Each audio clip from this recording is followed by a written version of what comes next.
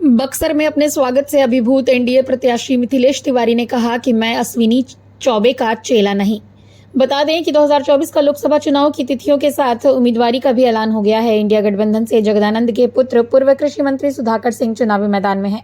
वहीं बीजेपी ने अपने फायर ब्रांड नेता अश्विनी कुमार चौबे का टिकट काटकर उनके शिष्य कहे जाने वाले तिवारी को इस लोकसभा क्षेत्र से उम्मीदवार बनाया है। टिकट मिलने के बाद शनिवार को पहली बार बक्सर पहुंचे एनडीए उम्मीदवार मिथिलेश तिवारी का कार्यकर्ताओं ने ढोल नगाड़े के साथ जमकर स्वागत किया, जिससे मिथिलेश तिवारी भी खूब गदगद नजर आए। पत्रकारों से बात करते हुए कहा कि मैं तो न अश्विनी चौबे का चेला हूं और न ही अश्विनी चौबे मेरे गुरु हैं। उनसे मेरा 30 सालों का संबंध है और वो मेरे बड़े भाई जैसे हैं। क्या है मिथिलेश जी बक्सर में? आप पधारे पहुंचे हैं बक्सर में, सम्मान के साथ बड़ी चुनौतियां भी सामने आ रही हैं। कोई चुनौती नहीं है और चुनौती तो होती ही है चुनाव, लेकिन हर चुनौती को पार करने का नाम ही भाजपा का कार्यकर्ता होगा। आपने देखा होगा जब मोदी जी 2014 में इस देश में प्रधानमंत्री के कैंडिडेट हुए तो उनके सामने बहुत बड़ी चुनौती थी और आज सारी चुनौती को ख़त्म करके मोदी जी आज विश्व के सबसे लोकप्रिय नेता हो। मैं मोदी जी का सिपाही हूँ और आज बक्सर में आया हूँ। आज यहाँ के कार्यकर्ताओं ने और यहाँ की जनता ने ऐसा अद्भुत स्वागत किया है जिसकी कल्पना मैंने नहीं की। और आज का यह जो स्वागत है, आज जो आगाज हुआ है यहाँ, इसका अंजाम भी आप देखिएगा बहुत बड़ा होगा। और हमारे पार्टी के कार्यकर्ता यहाँ, एनडीए के कार्यकर्ता, बीजेपी के कार्यकर्ता अभी तो 2 लाख और 3 लाख की बात कर रहे हैं कि हम लोग 2 लाख 3 लाख से जीतेंगे, लेकिन आप देखेंगे यहाँ का परिणाम अप्रत्याशित होगा। जो मैंने आज देखा है, महागठबंधन चारों खाने चित होगा और भारतीय जनता पार्टी एक बड़े बहुमत से इस बार जीतेगी। बक्सर की बीजेपी कई गुटों में बटी हुई है। कहा यह जा रहा है कि आपने अपने गुरु को पटकनी देकर के आए हैं, जिससे कुछ लोग नाराज हैं। नहीं, ऐसा नहीं है। अश्विनी चौबे जी हमारे बड़े भाई हैं। न मैं उनका चेला हूँ, न वो मेरे गुरु हैं। वो मेरे बड़े भाई हैं और हमारा और उनका 30 सालों का संबंध है। भारतीय जनता पार्टी में हमेशा पीढ़ी परिवर्तन होते रहते हैं। आदरणीय लालमुनि चौबे जी को यहाँ मौका मिला था, उसके बाद आदरणीय अश्विनी चौबे जी को मौका मिला, आज पार्टी ने मुझे मौका दिया। तो मुझे लगता है कि इसमें इस प्रकार की बात करना भी नहीं चाहिए। चौबे जी, आदरणीय लालमुनि चौबे जी का स्वर्ग से भी हमको आशीर्वाद मिल रहा है। आज उनके बेटे भी हमारे साथ यहाँ खड़े हैं और आदरणीय अश्विनी चौबे जी का दिल से हमको आशीर्वाद।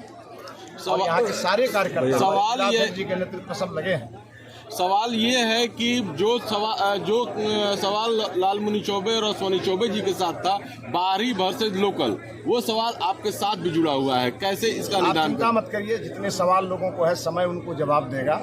और बक्सर मेरे कणकड़ में है और मैं बक्सर के कणकड़ में। क्या विजन है बक्सर को लेकर आपका? बक्सर को लेकर बहुत बड़ा विजन है। विकास विकास विकास। वाराणसी की तरफ पे बक्सर को विकसित करके दिखाऊंगा। विपक्ष के नेताओं ने आप पर तंज किया है। उन्होंने कहा है कि ये भी चुनाव जीतने के बाद उसी तरह से गायब रहेंगे जैसे चौबे जी भागलपुर में गायब रहते थे। वो अगर विपक्ष के नेता अगर वो भविष्यवाणी करने वाले ज्योतिषी हैं तो मैं उनको कहूंगा कि जरा अपने भाग्य भविष्य की भविष्यवाणी करें, मेरा भविष्यवाणी मत करें। मेरा काम बताएगा कि मैं यहाँ आया क्यों हूँ और मैं यहाँ क्या करने वाला हूँ। मैं बहुत बड़ी बड़ी बात करने वाला व्यक्ति नहीं हूँ, मैं काम करके दिखाने वाला हूँ। जो 10 साल का कार्यकाल रहा है अश्विनी चौबे जी का, कई काम अधूरे पड़े हैं मिथिलेश जी, वो काम पूरा नहीं हुआ, जिसको लेकर के काफी नाराज भी हैं लोग। उनके सारे अधूरे काम को मैं पूरा करूंगा और उसके अलावा और भी बहुत सारे काम होंगे। आप मानते हैं कि उनके काम अधूरे हैं? नहीं, होता ही है। कोई भी जनप्रतिनिधि जब कोई काम की शुरुआत करता है उसको पूरा करने में समय लगता है। तो जो अभी पूरा नहीं हुआ होगा, जो शुरू हुआ होगा, पूरा नहीं हुआ होगा,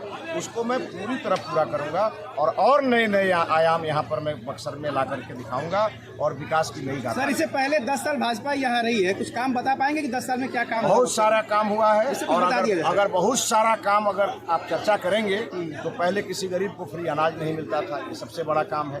किसी गरीब को फ्री इलाज की सुविधा, आयुष्मान कार्ड नहीं था, वो इस बार हुआ है।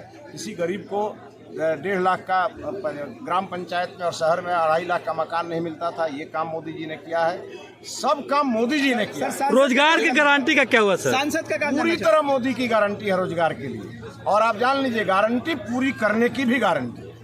बताया जा रहा है कि कई कामों को अब अधूरा छोड़ने के बाद सांसद महोदय का टिकट कटा है।